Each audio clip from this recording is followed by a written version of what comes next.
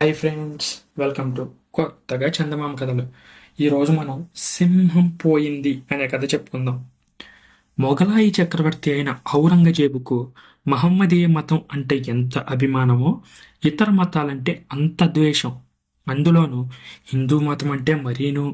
చక్రవర్తి బారి నుంచి హిందూ మతాన్ని కాపాడి దేశాన్ని తిరిగి వశం చేసుకొని స్వతంత్ర హిందూ సామ్రాజ్యాన్ని స్థాపించాలని మహారాష్ట్ర నాయకుడైన శివాజీ కంకణం కట్టుకొని ఒక్కొక్క కోటని వశం చేసుకోవడం ప్రారంభించాడు.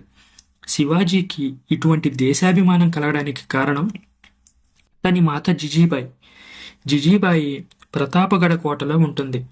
ఆ కోటకు కొంచెం దూరంలోనే సింహగఢం అనే మరో కోట ఉంది. ఒకనాడు ఏదో ఆలోచిస్తూ అటు చూసేసరికి జిజీబాయికి ఆ కోట బురుజులు కనపడ్డాయి. ఆ కోట మొఘలాయుల వశంలో ఉన్నది. ఉదయభానుడనే రాజపుత్ర వీరుడు దాన్ని కాపాడుతున్నాడు. దాన్ని ఇంకా శివాజీ వశం చేసుకోకపోవడం ఆమెకు నచ్చలేదు. వెంటనే కుమారుడికి కబురు చేసింది. శివాజీ అప్పుడు రాజగఢ కోటలో ఉన్నాడు. తల్లి కబురు చేసిందనగానే అతను గుర్రం ఎక్కి వచ్చి ప్రతాపగఢం చేరుకున్నాడు. తల్లికి నమస్కరించి, అమ్మా, ఏమిటి సెలవు అన్నాడు.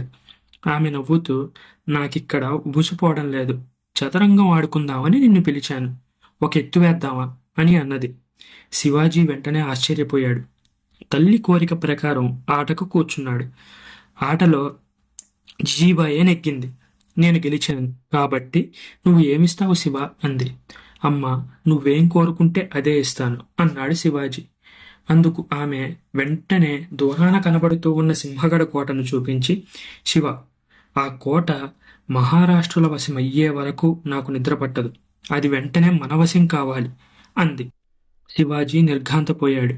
అమ్మ, ఉదయభానుని ఓడించి కోట వశం చేసుకోవడం అంత సులభమైన పని కాదు అన్నాడు. జిజీబాయి వినిపించుకోలేదు. ఏది కోరుకుంటే అది ఇస్తానన్నావు అని అతని వాగ్దానాన్ని జ్ఞాపకం చేసి లోపలికి వెళ్ళిపోయింది. శివాజీ తిరిగి రాజగఢం చేరుకున్నాడు. కొలువులో ఉన్న వీరులందరినీ రప్పించాడు. తన తల్లి ఆజ్ఞను తెలియపరిచాడు. వాళ్ళంతా ఏకకంఠంతో దీన్ని సాధించడానికి ఒక్క తానాజీయే సమర్థుడు అన్నాడు. అయితే అప్పుడు తానాజీ అక్కడ లేడు. కుమారుని పెళ్లికి తరలి వెళ్ళాడు. ఉన్న పలాన రావాల్సిందని తానాజీకి కబురు వెళ్ళింది. శివాజీ పంపిన దూత ఇంకొక గడియలో లగ్నం అనగా పెళ్లి పందిరి చేరుకొని ప్రభువుల ఆజ్ఞ తానాజీకి తెలిపాడు. ఆ 3 ముళ్ళు పడగానే వెళ్తుగాని అన్నాడు కన్యాప్రదాత. క్షణం కూడా ఆగడానికి వీల్లేదు అని తానాజీ గుర్రం ఎక్కి ఒక్క పరుగున వెళ్ళి రాజగఢం చేరుకున్నాడు. శివాజీ అతనికి రాజమాత జిజీబాయి కోరికను తెలియజేశాడు. సింహగఢం మహారాష్ట్రుల వశమయ్యే వరకు నాకు నిద్ర పట్టదు అంది మాతాజీ. నువ్వో నేనో దీనికి పూనుకోవాలి అంది. తానాజీకి సఖ్యం కాని పనంటూ లేదు. రాజమాత ఆజ్ఞ పాటించడం కోసం, హిందూ సామ్రాజ్య స్థాపన కోసం ప్రాణమైనా బలి ఇవ్వడానికి నేను సిద్ధంగా ఉన్నానంటూ తానాజీ తన సైనిక దళాలకు కబురు చేశాడు. ఆ రాత్రి సింహగఢంలో అంతా గాఢ నిద్రలో ఉన్నారు, ఉదయభానుడు కూడా. ఆ సమయంలో సింహగఢం చుట్టూ తానాజీ సైనికులు చేరి కోటలో ప్రవేశించడం ఎలాగా అని ఆలోచిస్తున్నారు. తానాజీ వద్ద ఒక ఉడుము ఉంది. దానికి అతడు యశోవంతుడనే పేరు పెట్టాడు. దాని నడుముకు ఒక తాడు గట్టి పైకి పొమ్మని ఆజ్ఞాపించేసరికి అది చరచరా కోటగోడని ఎక్కి పైకి వెళ్ళిపోయింది. అలా వెళ్ళి కోటగోడలో ఏదో ఒక రాయిని కరచి పట్టుకోవడం, దాని నడుముకు వేలాడే తాడు పుచ్చుకొని తానాజీ కోట ఎక్కి ఆ తాడుని తర్వాత ఏ రాటకో కట్టి ఒక్కొక్కళ్ళనే దాని ద్వారా కోటపైకి రప్పించడం మామూలు. సింహగఢాన్ని కూడా అలాగే వశం చేసుకోవాలనే ఉద్దేశంతో తానాజీ యశోవంతుని యథాప్రకారం పైకి వదిలాడు. అయితే ఉడుము ఆ రాత్రి మామూలు ప్రకారం పైకి పోయిన వెంటనే ఏ రాతిని ఖర్చు పట్టుకోకుండా వెనక్కి తిరిగి వచ్చేసింది. అది అలా తిరిగి వచ్చేసినందుకు తానాజీ కోపంతో దాన్ని కసిరి కొట్టాడు. అతని దండనాయకులలో ఒకడు, సరైన కారణం లేకుండా ఇది తిరిగి రాదు, కోట లోపల ఏదో అలికిడై ఉంటుంది, ఆ సంగతి తమకు తెలియజేయడానికే ఇది వచ్చుంటుంది అన్నాడు. ఏమైనా తెల్లవారేలోగా సింహగఢం మహారాష్ట్రలో వశం కాక తప్పదు అన్నంటూ ఉడుముతో తానాజీ చలో అన్నాడు. ఉడుము యజమానుని నిశ్చయాన్ని అర్థం చేసుకుంది. వెంటనే ఒక్కసారి తల ఆడించి చరచరా పైకి పోయి రాతిని కరచి పట్టుకుంది. ఆ తాడు పట్టుకొని వెంటనే తానాజీ కోటపైకి ఎక్కాడు.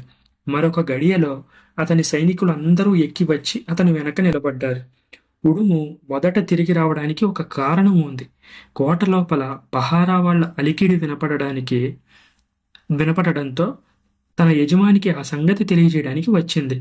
కోట గోడ మీద మహారాష్ట్ర వీరుల అడుగుల చప్పుడు వినబడడంతోనే కోట లోపల పహారా వాళ్ళు కొమ్ము బూరలు ఊది లోపల వాళ్ళందరినీ లేపేశారు. అలా లేపిన మరొక్క గడియలో ఉదయభానుడు రాజపుత్ర వీరులతోనూ మొగలాయి వీరులతోనూ వచ్చి తానాజీని ఎదుర్కొన్నాడు. రెండు పక్షాలకు ఘోర యుద్ధం జరిగింది. భవానీదేవికి జై, శివాజీ మహారాజ్కి జై అంటూ ఒక్కొక్క మహారాష్ట్ర వీరుడు 10 మందిని పొడిచి చంపారు. మొగలాయి సేన కంటే మహారాష్ట్ర వీరుల సంఖ్య చాలా తక్కువ. కానీ నాటి యుద్ధంలో మహారాష్ట్రులకే విజయం లభించింది. అందుకు కారణం వాళ్ళ నాయకుడైన తానాజీయే. ఆ యుద్ధంలో ఎక్కడ చూసినా అతనే కనబడి జయజయధ్వానాలతో తన వాళ్ల పౌరుషాన్ని 10 రెట్లు పెంచాడు. ఎదురైన శత్రువునల్లా కూల్చి తెల్లవారకుండానే సింహగడాన్ని సొంతం చేసుకున్నాడు. కానీ ఆ యుద్ధంలో తానాజీకి వంటి నిండా గాయాలు తగిలాయి. నా ప్రాణాలు ఇంకెంతోసేపు నిలబడవు, నన్ను శివాజీ మహారాజు వద్దకు తీసుకుపోండి అన్నాడు. మహారాజా ఇక్కడికి వస్తున్నారు అన్న కంఠస్వరం వినిపించింది తానాజీకి. ఆ గొంతుక అతని కుమారుడు, పెళ్లి కుమారుడు అయిన బాబూజీది. నాయనా, పెళ్లిపేట వదిలి నువ్వెందుకొచ్చావు అన్నాడు తానాజీ. మహారాష్ట్ర వీరులంతా ఇక్కడ ప్రాణాలు బలి ఇవ్వడానికి వస్తుంటే తానాజీ కుమారుడు పెళ్లి విందుల కోసం ఆగుతాడా? అసంభవం అన్నాడు బాబూజీ. ఈ మాటకి తానాజీ ఎంతో సంతోషించాడు. నా తర్వాత మహారాజును భక్తి విశ్వాసాలతో సేవించు, దేశం కోసం ప్రాణమైనా అర్పించు అన్నాడు. ఇంతలో శివాజీ అక్కడికి చేరుకున్నాడు. మహారాజా, సింహగడం మహారాష్ట్రలో వశం చేసేశాను, రాజమాత కోరిక చెల్లింది అంటూ ఆ మహావీరుడు శివాజీ ఒడిలోనే ప్రాణాలు వదిలేశాడు. తానాజీ పోవడంతోనే శివాజీ బాలుడికి మాల్లే ఏడ్చాడు. శివాజీ వెళ్ళి, అమ్మ, సింహగడం తగ్గింది గాని సింహం పోయింది అని విలపించాడు. జిజీబాయి కుమారుణ్ణి ఓదారుస్తూ, శివ, తానాజీ అశాశ్వతమైన దేహాన్ని మాత్రమే వదిలాడు, శాశ్వతమైన కీర్తిని గడించి తక్కిన మహారాష్ట్రులందరికీ మార్గదర్శకుడయ్యాడు అంది. తానాజీ ఏ మహారాష్ట్రం కోసం ప్రాణాలు అర్పించాడో ఆ దేశం కోసమే నువ్వు నీ ప్రాణాలు నిలుపుకోవాలి. ధైర్యం వహించు. బాపూజీ వివాహాన్ని మనం చేయించాలి అంది జిజీబాయ్. శివాజీ బాబూజీ కోసం కొన్ని జహాగీర్లను కానుకలుగా ఇచ్చి వంశపారంపర్యంగా రాజదర్బారులో గౌరవం పొందే హక్కులు ప్రసాదించాడు. ఈ కొన్ని సంవత్సరాల క్రితం అంటే 2020లో బాలీవుడ్లో తానాజీ అనే ఒక సినిమా వచ్చింది. ఆ సినిమా కూడా ఈ కథ మీదే బేస్ అయి తీశారనమాట. అంటే వాళ్ళు కొంచెం చేంజెస్ చేశారు, బట్ బేస్ మాత్రం ఈ స్టోరీయే. ఈ కథ మీకు నచ్చినట్లయితే దీన్ని లైక్ చేయండి, మీ ఫ్రెండ్స్ అందరికీ షేర్ చేయండి. అలాగే మన ఛానల్ని సబ్స్క్రైబ్ చేసుకోవడం మాత్రం అస్సలు మర్చిపోకండి. Thank you friends.